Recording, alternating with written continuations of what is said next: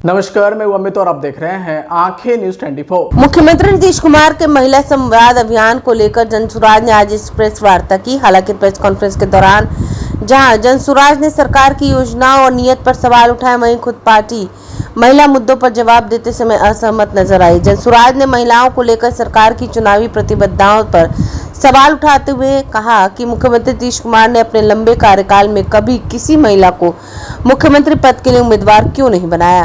इसके साथ उन्होंने यह भी सवाल उठाया कि जेडीयू और एनडीए गठबंधन में महिलाओं को कितनी चुनावी सीटें दी गई हैं और क्या ये सच्चे मायनों में महिला सशक्तिकरण का उदाहरण है। यात्रा शुरू की। सवाल ये है कि ये उनको महिला की याद इतनी तेजी के साथ, इतनी जोरदार याद क्यों आ रही है और महिलाओं से संवाद करने की जरूरत क्यों महसूस हुई।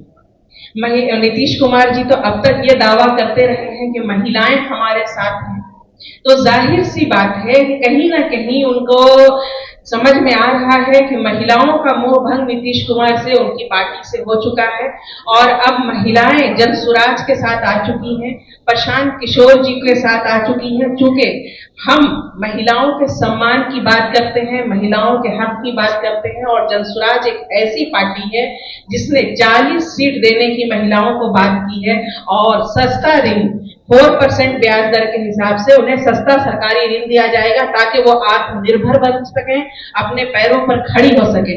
नीतीश कुमार जी ने महिलाओं के लिए क्या किया है? 20 साल तक उन्होंने सिर्फ महिला वोट बैंक को साधा है, महिलाओं के वोट के बदौलत सत्ता भोगा है और कुर्सी से चिपके रहे हैं। अब महिलाएं जान चुकी हैं कि नीतीश कुमार जी की निगाह में महिलाओं की क्या इज्जत है। आए दिन वो महिलाओं की बेइज्जती करते रहते हैं और अपमान करते रहते हैं। तो नीतीश कुमार जी को जरूरत है कि पहले महिलाओं का सम्मान करना सीखें, महिलाओं की इज्जत अपने दिल में पैदा करें।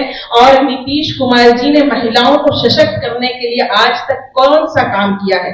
आज से 2005 के बाद से साइकिल, बच्चियों के लिए साइकिल वितरण और ड्रेस वितरण का काम किया और उसका गाना आज तक गाते रहते हैं और उसी को आज तक भोगते रहते हैं। महिलाओं के लिए कौन सा ऐसा ठोस काम किया जिससे महिलाएं जो है मजबूत हों, अपने पैरों पर खड़ी हों, उनको सम्मान मिले समाज में। इनका शराबबंदी कानून का सबसे बड़ी भुक्तभोगी महिलाएं हैं।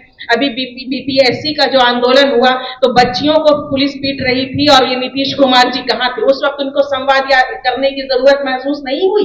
तो अब महिलाएं खूब समझ चुकी हैं कि ये जो नीतीश कुमार जी हैं सिर्फ महिलाओं को बेवकूफ बनाने का काम करते हैं और महिलाओं के वोटों को साधना चाहते हैं। इसलिए अब महिलाओं ने बिल्कुल ये तय कर रखा है कि अब प्रशांत किशोर जी के साथ, जनसुराज के साथ आएंगी और जनसुराज ही को पूरा सपोर्ट करेंगी और यही उनकी परेशानी का कारण है कि उन्हें संवाद यात्रा, महिला संवाद यात्रा करने की जरूरत पेश आई। मैं जरूर कॉलेज के तरफ से, मैं जनसुराज की तरफ से ही ये वादा करती हूँ कि मैं पत्रकारिता का कॉलेज जरूर खोलूंगी। मैं क्या खोलूंगी, मेरे पार्टी खोलेगा, हमारे नेता खोलेंगे। और मैं यूनिवर्सिटी का वादा अभी इतना जल्दी नहीं कर सकती हूँ क्योंकि वादा वैसा करिए जो कि आप पूरा कर सकते हैं। विश्वविद्यालय तो नहीं, लेकिन मैं कॉलेज, एक क्या 2-3 कॉलेज खोलूंगी। मैम, आप बोली शराबबंदी से महिला भुगती है, तो उदाहरण देकर समझा दिए कैसे? देखिए, शराबबंदी से नीतीश कुमार जी ढिंढोरा पीटते हैं कि शराबबंदी हमने महिलाओं के हित में की, लेकिन जब आप इस पर गौर कीजिएगा, बारीकी से देखिएगा तो सबसे ज्यादा शराबबंदी का नुकसान महिलाओं को हुआ है। अब आप बताइए कि शराबबंदी जो कहते हैं, शराबबंदी यानी शराब बंद है। बिहार में शराब कहाँ बंद है? आपका तो शराबबंदी ही कहना मज़ा का खेस लगता है। तो शराब तो वैसे ही चालू है, आपको जो है गली गली, हर मोहल्ले, डोर टू डोर शराब मिल रहा है। बात यह है कि आपने आय बढ़ाने का कोई प्लान नहीं किया, लोगों की आय नहीं बढ़ाई, कमाई नहीं बढ़ाई, वैसे ही गरीबी, वही गुर्बत का आलम है बिहार में। और जो पुरुष घर के शराब पहले पीते थे वैसे ही शराब आज भी पी रहे हैं, उसमें तो कोई कमी नहीं है। हाँ, जो पहले शराब 100 रुपए की पीते थे, 200 रुपए की पीते थे, मजदूरी करके आते थे, अब वही शराब 1000 रुपए की, 1200-1500 रुपए में शराब मिल रहा है। पुरुष तो शराब पी रहे हैं, मार कहां पड़ी? महिलाओं के चूल्हे पर। खर्चे में कटौती महिलाओं को करनी पड़ती है। पुरुष ने तो शराब पीना बंद नहीं किया, मारपीट तो बंद नहीं हुई, महिलाओं पर अत्याचार तो बंद नहीं हुआ। अब बताइए कि नीतीश कुमार के शराबबंदी कानून की वजह से लाखों लोग जेल में बंद हैं और ज्यादातर मजदूर तबके के, निचले तबके के लोग हैं। कोई बहुत बड़ा बाबू नहीं है, कोई बड़े बड़े व्यापारी जेल में बंद नहीं है, सारे गरीब लोग जेल में बंद हैं और महिलाएं कोर्ट के, कचहरी के, थाने के चक्कर लगा रही हैं। उनकी गृहस्थी पर उसका असर है, जमीनें बिक गई हैं, घर बिक गया है। परेशान कौन है? महिलाएं। और सबसे बड़ी बात हम आपको बताते हैं कि शराबबंदी की तस्करी में बच्चों को उतारा गया है। 10 साल 12 साल के बच्चे जो स्कूल बैग में, जिस बैग में किताब होनी चाहिए थी और स्कूल जाना चाहिए था, वो बच्चे अपने बैग में लेकर के शराब को तस्करी घर घर डिलीवरी कर रहे हैं। किसके नुकसान है? महिलाओं के बच्चे हैं ना, उनका भविष्य है ना, उनके बच्चों का भविष्य आप जो है दांव पर लगाए हुए हैं। अब बताइए, शराबबंदी की वजह से सस्ते नशे जो है बहुत आम हो चुके हैं। अब आप ही सब बताइए कि बिहार में जिस तरह से स्मोक और पता नहीं कौन कौन से जो है चरस गांजे जो है इस कदर बिकते थे, नौजवान इसका शिकार थे? नहीं थे। शराबबंदी की वजह से उसका विकल्प नौजवानों की महंगी, अब तो जो है माफियाकरण हो गया है, शराबें महंगी हो गई है, मिल तो रही है, महंगी है, तो नौजवान जो है अब सस्ते नशे की तरफ आए हैं। उसकी वजह से उनका सेहत का नुकसान हो रहा है। हमारे बिहार का भविष्य हम जो एक राजस्व का नुकसान है 20,000 30,000 करोड़, तो वो अपनी जगह पर है। हमारे बच्चों का भविष्य को नीतीश कुमार ने जो है दांव पर लगाया शराबबंदी कानून की वजह से। हम औरतों के लिए और मसाइल खड़े किए हैं, तो हम इसको कहां से कामयाब कहें? तो महिलाएं अब समझ चुकी हैं कि इनकी जितनी नीतियां हैं सिर्फ आई वाश है। महिलाओं को उन्होंने कुछ भी महिलाओं के लिए नहीं किया। आपको एक मिसाल देती हूं कि जीविका दीदियां आए दिन आंदोलन कर रही हैं, लाखों महिलाएं सड़क पे उतरी हुई हैं, वो अपना मानदेय बढ़ाने की बात कर रही हैं, जायज मांग है उनकी, एक मोबाइल, एक आई कार्ड और ड्रेस देने की बात कर रही हैं। अधिकारियों का जो की तरफ से उनके जो शोषण हो रहा है महिलाओं का, जीविका दीदी का, महिलाओं का, वो उसके लिए गुहार लगा रही हैं कि हमारा शोषण न किया जाए, हमें जो है एक रेगुलर कर्मचारी का स्थान दिया जाए।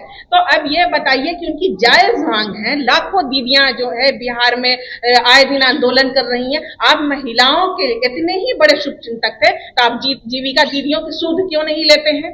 क्यों नहीं उनका जो है आप सुनवाई करते हैं, उनकी मांगों को पूरा करते हैं? और आपको जब वोट साधना हो, जब सत्ता भोगना हो, तो महिलाएं याद आती हैं। नीतीश कुमार जी आधी आबादी की बात करते हैं, क्यों नहीं नीतीश कुमार जी किसी महिला मुख्यमंत्री बनाने की बात करते हैं? हमेशा अपना चेहरा पेश करते हैं मुख्यमंत्री के लिए, क्यों नहीं उनके। फिलहाल खबरों में इतना ही। अगर आपको हमारा वीडियो पसंद आया तो वीडियो को लाइक करें, चैनल को सब्सक्राइब करना ना भूलें। धन्यवाद। आंखें जो आपका चैनल है उसके लिए और उसके दर्शकों के लिए 2 लाइन की हम शुभकामनाएं अपने ढंग से देते हैं। आप सब में मिठास घुल जाए बांसुरी और बीन की तरह, और लोग आपको भी प्यार करने लगे वैक्सीन की तरह। हंसते रहें, मुस्कुराते रहें और देखते रहें आंखें न्यूज 24। राजधानी पटना में कई वर्षों से शिक्षा में उत्कृष्ट योगदान दे रहा है Lohia Nagar Mount Carmel high school Kankarbagh Patna, जहां नर्सरी से कक्षा 12वीं तक की होती है पढ़ाई। 10वीं और 12वीं बोर्ड परीक्षा में 100% अंक का रिकॉर्ड। एक ऐसा स्कूल जहां पठन पाठन के साथ साथ बच्चों के संपूर्ण विकास का रखा जाता है ख्याल। खेलकूद, सांस्कृतिक गतिविधि, मैथ ओलंपियाड, साइंस ओलंपियाड और बहुत कुछ। आज ही कराए नामांकन की प्रक्रिया जारी है। संपर्क करें DS/16 Gayatri Mandir road, housing board colony east, Indira Nagar, Kankarbagh, Lohia Nagar, Patna. हमारा पिन कोड है 800020। पटना में कई वर्षों से शिक्षा में अहम योगदान दे रहा है Gyansthali high school Alamganj Patna city, जहां 10वीं और 12वीं की बोर्ड परीक्षाओं में 100% अंक प्राप्त कर रहे हैं बच्चे। एक ऐसा स्कूल जहां न केवल होती है पढ़ाई बल्कि साथ ही साथ होती है कल्चरल एक्टिविटी, स्पोर्ट्स एक्टिविटी से जुड़े गेम्स, मैथ ओलंपियाड से लेकर साइंस ओलंपियाड, जहां बच्चों के लिए स्कूल कैंपस अत्याधुनिक सुविधाओं से लैस, छोटे बच्चों के लिए वाहन और ट्रांसपोर्ट की विशेष सुविधा। तो देर किस बात की, आज ही कराएं अपना नामांकन Gyansthali high school Alamganj Patna city में, जहां नामांकन की प्रक्रिया जारी है। संपर्क करें पुलिस चौकी Alamganj main road near Alamganj थाना, पटना, बिहार 800007।